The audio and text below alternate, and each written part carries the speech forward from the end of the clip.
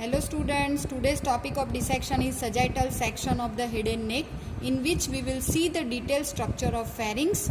But before going to the pharynx, we will have some orientation of the sagittal section. Sagittal section of the head and neck, this is of left side. You can see this is a nasal septum. Here you can see the concha and metatarsus in the nasal cavity. This is hard palate. This is soft palate. You can see this is oral cavity having tongue. This is genioglossus muscle. Behind this oral cavity you can see this is oropharynx. Behind the nasal cavity this is nasopharynx, and you can see this is the cavity of larynx, behind which this is laryngopharynx. So now we will see the detailed structure of the pharynx.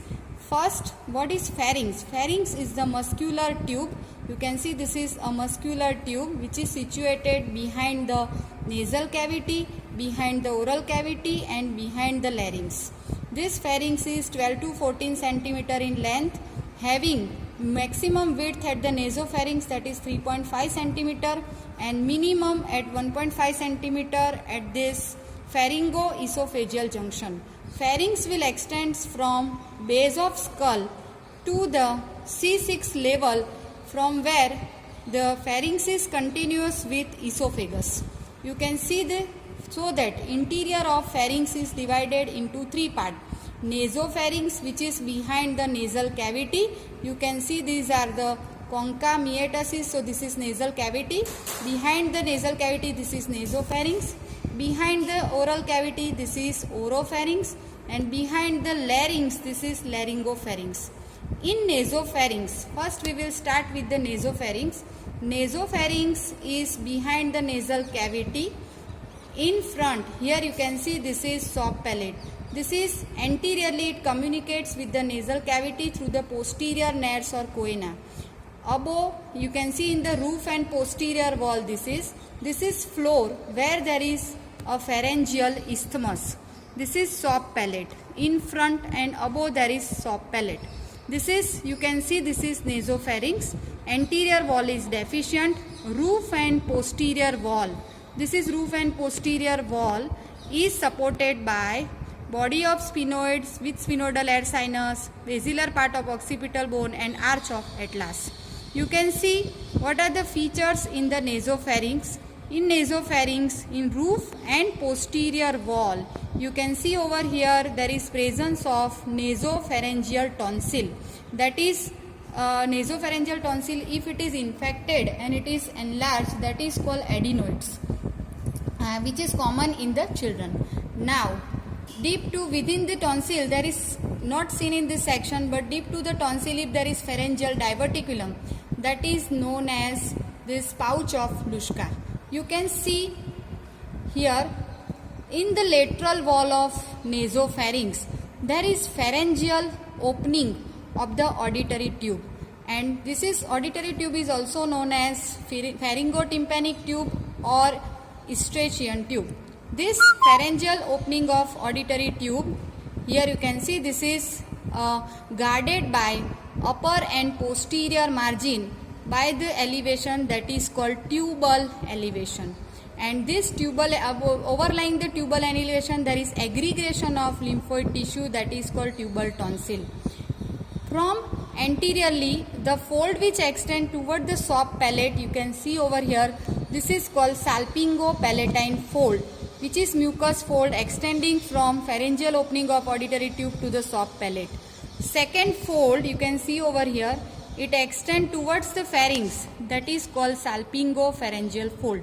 So again you can see this is pharyngeal opening of auditory tube, which is opening of cartilaginous part of auditory tube. This is tubal elevation, overlying which there is tubal tonsil. This is salpingo-palatine fold. This is salpingopharyngeal fold. Floor of the nasopharynx, over here there is pharyngeal isthmus, which is close by elevation of soft palate to the Passavant's ridge. What is Passavant's ridge? That is formed by palatopharyngeal sphincter. Contraction of the fibers of the palatopharyngeal sphincter that raises the ridge in the posterior wall of nasopharynx, that is called Passavant's ridge. And during elevation of soft palate, it closes the pharyngeal isthmus. and this salpingopharyngeal fold is contain the same name muscle, that is salpingopharyngeus muscle. Now about the oropharynx. Oropharynx, here you can see this is oral cavity which is occupied by the tongue, and behind the oral cavity this is oropharynx. Oropharynx is communicate with the oral cavity, but over here there is formation of oropharyngeal isthmus. Behind that, oropharynx is supported by C2 and C3 vertebra and prevertebral muscle, prevertebral fascia and retropharyngeal space. You can see in the oropharynx, anteriorly it communicate with the oral cavity. Over here above it is communicate with the nasopharynx, but over here there is pharyngeal isthmus. And below, the oropharynx can communicate with the laryngopharynx at the upper border of the epiglottis. This is epiglottis. You can see this is epiglottis and this is upper border of epiglottis. Now in oropharynx, you can see here the two folds. This is a palatoglossal fold, and this fold you can see which extends from the soft palate. This is palatopharyngeal fold. So in oropharynx, this is soft palate, and this space is known as tonsillar sinus or tonsillar fossa, in which lies the palatine tonsil, which is bounded above by soft palate, below by dorsal surface of the posterior 1/3 of tongue. This fold is known as palatoglossal arch containing palatoglossus muscle, and this fold is known as palatopharyngeal arch containing palatopharyngeus muscle. So in this tonsillar sinus or tonsillar fossa lies the palatine tonsil. Now for the palatoglossus and palatopharyngeus, we will see in another section, in which you can see over here, this is right side of head and neck, this is hard palate, this is soft palate, and over here you can see this is nasal cavity, nasopharynx, this is opening of auditory tube, this is tubal elevation, below that this is oropharynx. This fold is containing this muscle fiber, this is palatoglossal muscles, and behind the fibers which is going behind this muscle fiber is palatopharyngeus muscle, and between this is the tonsillar sinus which contain the palatine tonsil is continuous with lingual tonsil. So this is about oropharynx. This is soft palate. Soft palate is having 5 pair of muscles. They are tensor veli palati, levator veli palati, palatoglossus, palatopharyngeus and musculus uvuli.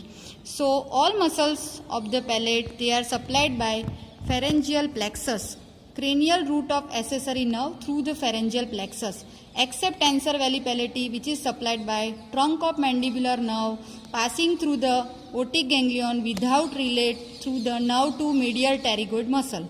Okay, so this is about the soft palate. All muscles of tongue, they are supplied by the hypoglossal nerve, except palatoglossus, which is supplied by cranial root of accessory nerve through the pharyngeal plexus. Now about the laryngopharynx, you can see in this is a cavity of larynx. You can see this is cavity of larynx. This is epiglottis, and this is a vestibular fold, vocal fold. This is laryngeal cavity is continuous with the trachea. You can see behind the laryngeal cavity, from the upper border of epiglottis to the over here up to C6 level at the cricoid cartilage, this part is known as laryngopharynx. Behind this laryngopharynx is supported by C4 to C6 vertebra, prevertebral fascia, prevertebral muscles, and this is retropharyngeal space. So in this laryngopharynx, you can see this is upper border of epiglottis. So this is laryngeal inlet. So upper part, it is formed by laryngeal inlet. Lower part, here you can see the interarytenoid fold, or you can see this arytenoid cartilage, posterior surface of thyroid cartilage, and this is cricoid cartilage. So in this laryngeal inlet, we will see the boundary of laryngeal inlet in the viscera of neck. Here you can see this is laryngopharynx. This is viscera of neck, in which this is tongue that you have already seen. You can see in the front these are hyoid bone, the suprahyoid muscles, infrahyoid muscles. Here you can see the thyroid cartilage, cricoid cartilage, and trachea, behind which you can see this is the pharynx wall of the posterior wall of the pharynx. Here it is already cut from pharyngeal raphe, so you can see inside which you can see the cavity of larynx. This is the cavity of larynx. Here this is laryngeal inlet. So what is the boundary of laryngeal inlet? Above and in front there is upper border of epiglottis. Behind there is interarytenoid fold of mucous membrane. On each side there is array epiglotticus fold, and this contain array epiglotticus muscle. So closing the inlet of larynx is done by array epiglotticus muscle. They approximate each other and close the laryngeal inlet.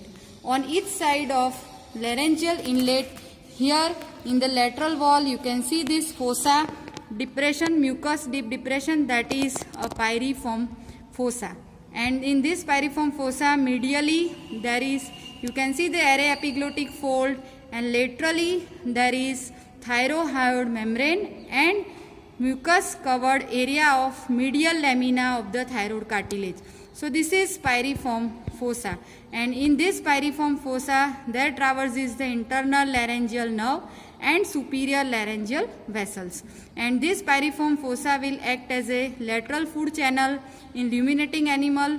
Second thing, it also a site for lodgement of foreign body, and here it is also known as smuggler's fossa to hide the precious material. So you can see this is laryngeal inlet, this is pyriform fossa, which is separated from vallecula. You can see this is median glossoepiglottic fold, this is lateral glossoepiglottic fold, and this is vallecula. So it is separated from vallecula by lateral glossoepiglottic fold. In this left side of neck, you can see from the lateral side the pharyngeal constrictor muscle. This is superior constrictor muscles of pharynx. This is over here, you can see the fiber. This is middle constrictor muscles of the pharynx, and this is inferior constrictor muscles of pharynx, having two parts. This is thyropharyngeus and this is cricopharyngeus part of inferior constrictor. Thyropharyngeus and cricopharyngeus, this is the lobe of the thyroid gland. Now you can see this is superior constrictor muscle, middle, inferior. Above the superior constrictor muscle, between base of skull and superior constrictor muscle, there is a gap that is known as sinus of Morgagni. Structures passing through the sinus of Morgagni, you can see the auditory tube, levator, veli palatini muscle, and here this is ascending palatine artery. This is superior constrictor muscle, and this one is middle constrictor muscle. Structure passing between superior and middle constrictor muscle, you can see this is stylopharyngeus muscle, which is arising from styloid process. Along with stylopharyngeus muscle, you can see the nerve, that is glossopharyngeal nerve. This is middle constrictor and this is inferior constrictor. You can see between structures between middle and inferior. This is internal laryngeal nerve and superior laryngeal vessels. Superior laryngeal artery is a branch of inferior thyroid artery. It pierces the thyroid membrane and passes between this middle and inferior constrictor muscle. Now below that, you can see the structures passing below the inferior constrictor muscle. You can see this is inferior constrictor muscle. This artery is inferior thyroid artery. This is inferior laryngeal artery, which arises from inferior thyroid artery, and this is recurrent laryngeal nerve. So structures passing below the inferior constrictor is recurrent laryngeal nerve and inferior laryngeal vessels. So we have seen the structures passing between the constrictor. So we have seen the structures between the constrictor and these three constrictors, superior, middle and inferior constrictor, as well as three longitudinal muscles in the pharynx. They are there: stylopharyngeus,